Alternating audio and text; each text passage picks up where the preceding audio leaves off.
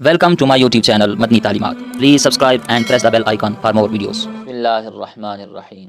अस्सलामु अलैकुम वरहमतुल्लाह। मुअज़्ज़ज़ सामीन किराम, 2025 में सदका फ़ितर रकम के एतबार से कितना बनता है? ठीक है जी, ये आज की वीडियो में इन सवालात के जवाबात मैं इंशाअल्लाह आपको देने जा रहा हूँ कि सदका फ़ितर की शरई मिक़दार क्या है और सदका फ़ितर किन लोगों पर अदा करना वाजिब है और किन लोगों को सदका फ़ितर दिया जा सकता है और सदका फ़ितर किस वक्त अदा करना ये अफजल है। और जिन लोगों ने रमज़ान मुबारक के रोज़े नहीं रखे, तरावीह अदा नहीं की, क्या उन पर भी सदका फ़ितर अदा करना वाजिब है या नहीं। और एक इंतहाई अहम सवाल जो हमारे दोस्त अहबाब बैरून ममालिक में रोज़गार के सिलसिला में हैं या वहीं पर वो रह रहे हैं, तो वो ये सवाल करते हैं कि हम अब जिस मुल्क में रह रहे हैं इस एतबार से, यानी कोई सऊदीया रह रहा है या कोई यूएसए है, कोई ऑस्ट्रेलिया है, कोई अमेरिका है, तो हम किस मुल्क के एतबार से रकम देंगे? पाकिस्तान के एतबार से सदका फ़ितर की रकम देंगे या किसी मुल्क जिस मुल्क में हम रह रहे हैं उसी के एतबार से हम ये सदका फ़ितर की रकम देंगे? तो इंशाअल्लाह इस सवाल का भी जवाब दूंगा। आप अगर ये वीडियो पूरी देख लेंगे तो इंशाअल्लाह आप मेरे ख़्याल से सदका फ़ितर के हवाले से कोई सवाल भी आपके ज़हन में बाकी नहीं रहेगा। फिर भी अगर कोई सवाल हुआ सदका फ़ितर के हवाले से तो इसी वीडियो के कमेंट बॉक्स में अपना वो सवाल, कोई मसला जो भी हो वो दर्ज कीजिएगा। इंशाअल्लाह मैं आपको उसका जवाब देने की ज़रूर कोशिश करूँगा। ठीक है जी, याद रखें सदका फ़ितर के मुतालिक नबी करीम अलैहिस्सलाम ने एक शख्स को हुक्म दिया कि जाकर मक्का मुअज़्ज़मा की गलियों में ऐलान कर दो, मुनादी करो कि सदका फ़ितर अदा करना ये वाजिब है। याद रखें सदका फ़ितर अदा करने वालों के रोज़ों की तहारत यानी सफ़ाई हो जाती है। हज़रत सैयदना अब्बास रदी अल्लाह तआला फरमाते हैं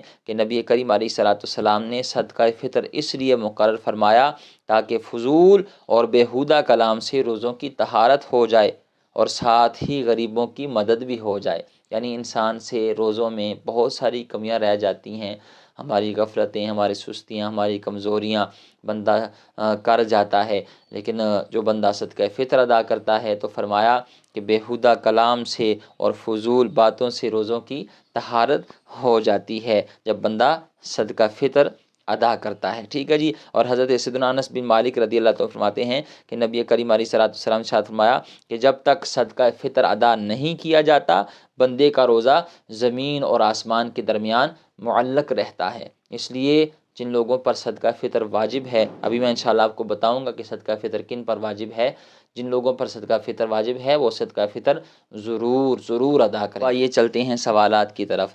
सबसे पहला सवाल, सदका फ़ितर किस पर वाजिब है? याद रखें सदका फ़ितर हर आज़ाद मुसलमान पर वाजिब है जो साहिब निसाब हो और उसका निसाब हाजत असलिया से हट कर हो, ज़ायद हो। ठीक है जी। अब साहिब निसाब कौन है? ठीक है जी, ये बात समझ लीजिए। ये बहुत सारे लोग ये सवाल करते हैं कि हम साहिब निसाब हैं भी कि नहीं।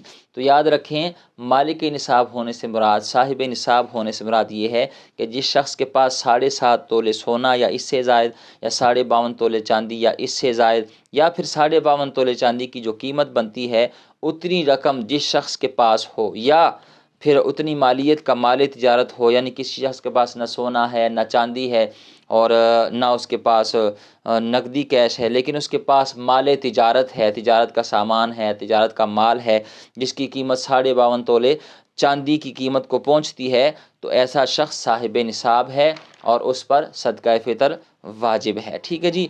यकीनन मुझे उम्मीद है आप ये निसाब वाला मामला अब समझ चुके होंगे। अब आइए अगला सवाल कि सदका फ़ितर किन लोगों को दे सकते हैं? ठीक है जी। तो याद रखें जिन लोगों को हम ज़कात दे सकते हैं उनको सदका फ़ितर देना भी जायज़ है। यानी जो शरीफ फ़कीर होता है, जो मुस्तहिक़ ज़कात होता है, उसी को आप सदका फ़ितर देंगे। अगर आपने किसी ऐसे बंदे को सदका फ़ितर दे दिया जो ज़कात का मुस्तहिक़ नहीं, शरीफ फ़कीर नहीं, तो याद रखें आपका सदका फ़ितर अदा नहीं होगा। सदका फ़ितर उसी को दें जो شرعی فقیر ہو، زکوٰۃ لینے کا مستحق ہو، تو اسی کو آپ پھر وہ صدقہ فطر بھی دے سکتے ہیں، اس کو صدقہ فطر دینا جائز ہے۔ ٹھیک ہے جی۔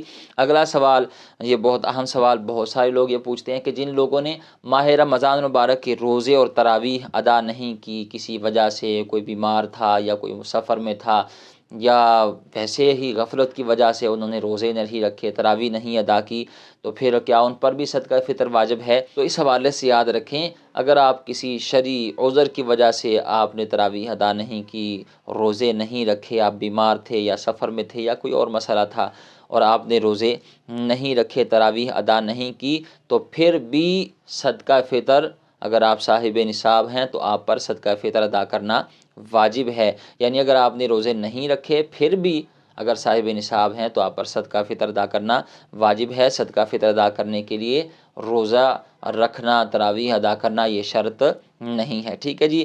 اگلا سوال ہے کہ صدقہ فطر کس وقت دینا چاہیے؟ ٹھیک ہے جی۔